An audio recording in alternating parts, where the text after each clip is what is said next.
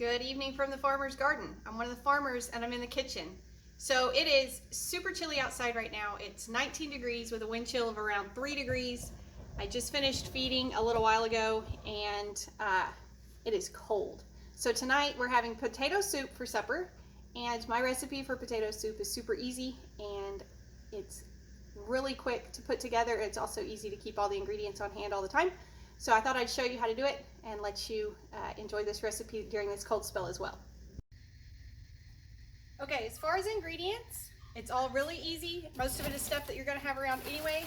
We're gonna start with frozen hash browns, the little cubed kind.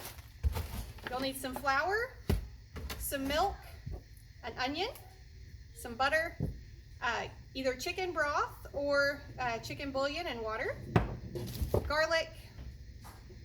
That's it. That's all you need. Salt and pepper to taste. And then of course all the fixings for potato soup. So Fritos, cheese, green onion, sour cream, all that good stuff. But as far as making it, this is all you need. Just a few ingredients, and it's all stuff that you can either keep in the pantry or in the freezer.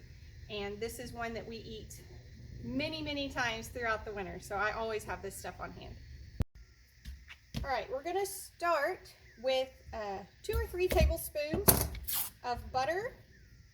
And we're going to get that started melting in a large pot on the stove over here. And while that's melting, we're going to get the onions started. You can use as much or as little onion as you like. If you've got some picky eaters that don't always eat the onion, you don't have to put much in there. You can leave it out entirely if you wanted.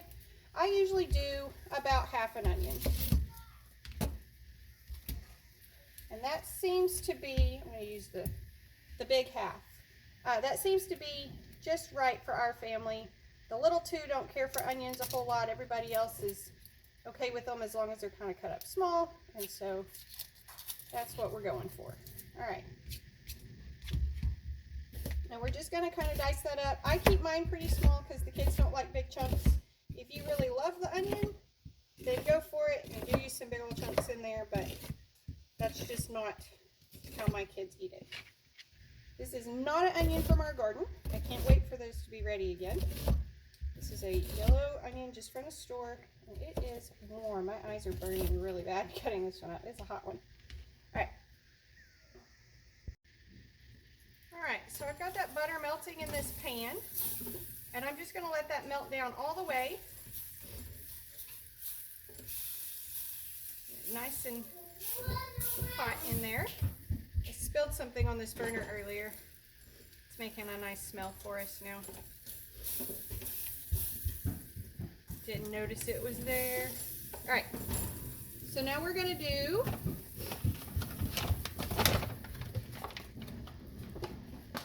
just a couple of tablespoons of flour. And this bag is almost empty. There's not much left in here, so I'm just gonna kind of guesstimate. Just a couple or 3 tablespoons of flour. That's gonna help to thicken it up later. So that goes in.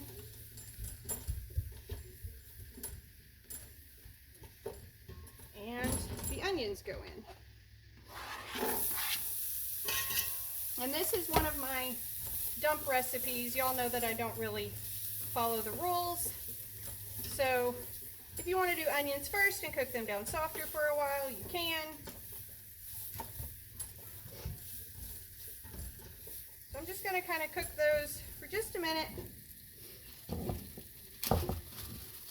I like the jarred minced garlic. I know a lot of people don't like it, but it saves me some time, so that's what I go with. A little bit of garlic in there, or a lot. If you really love garlic, you can do a lot. And then we're going to need 4 cups of either chicken broth or water and chicken bouillon. So next is the water, and I am using bouillon tonight instead of broth. So there goes that.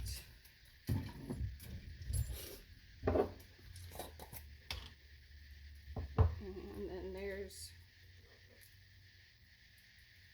the mash right there. You can do 1 or 2 if you like it a little richer. You can do 2 of them. Guys, I'm telling you, this is easy. We're already ready for the potatoes. So these potatoes are still frozen. You can thaw them, or if you're like me and you just fly by the seat of your pants everywhere you go, you don't have to. So those go in, whole bag.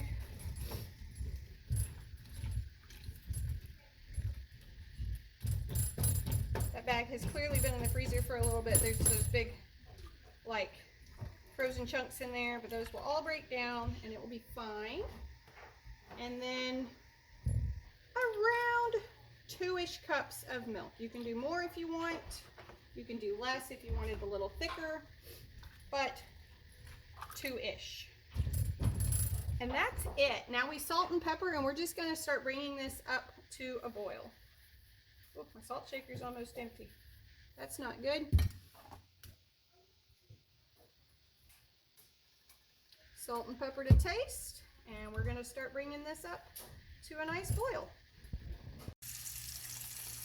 All right, so the soup has been on the stove for a little bit.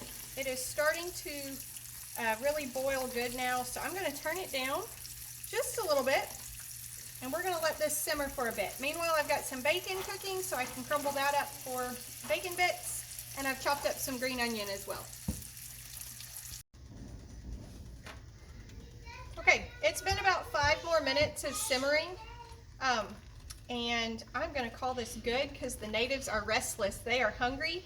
You can either turn this way down and just leave it to simmer for a little bit, or you can serve it right away. As long as those potatoes are nice and hot and tender, you are good to go. So I've got the bacon ready, the green onions ready, and now the soup is ready. Ta-da! Doesn't that look delicious with it as cold as it is right now?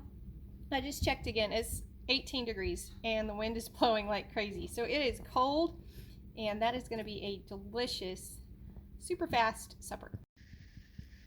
All right, there you go. So super fast, really easy potato soup, and that's the way I always make it. I always use the frozen potatoes because I'm bad at planning ahead to get things done. When we have the new potatoes in the spring, I do occasionally use those.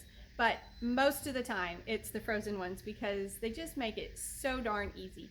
So that's what I got. I hope you enjoyed your visit to the farm. I hope you enjoy making some potato soup while it's cold this week. Y'all be sure and tell your friends about us and come back when you can stay longer.